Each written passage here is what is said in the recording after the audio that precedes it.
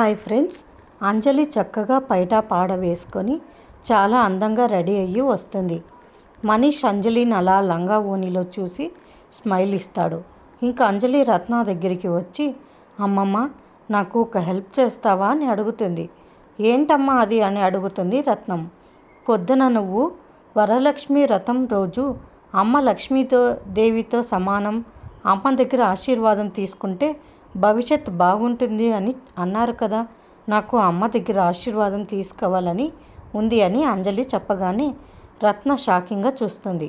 ఇంకా పంతులు గారు అందరినీ కళ్ళు మూసుకొని దేవునికి ప్రార్థించమని చెప్పబోతూ ఉంటే, పంతులు గారు మీరు ఆగండి, అందరూ కళ్ళు మూసుకొని అమ్మవారిని ధ్యానం చేసుకోండి, మనసులో ఏమేం కోరికలు ఉన్నాయో కోరుకోండి కళ్ళు మూసుకోండి అని చెప్తుంది రత్న.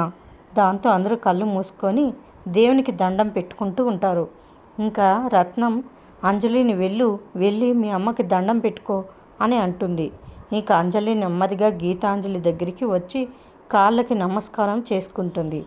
మనీష్ రత్నతో మాట్లాడుతున్నప్పుడు రత్నతో అంజలి మాట్లాడుతున్నప్పుడు విని అంజలి అలా వెళ్తూ ఉండడం చూసి అంజలి గీతాంజలికి దండం పెట్టుకోవడం చూస్తాడు. ఇంకా అంజలి చాలా సంతోషపడిపోతుంది. మరిన్ని అప్డేట్స్ కోసం ప్లీజ్ సబ్స్క్రైబ్ చేయండి. Thanks for watching.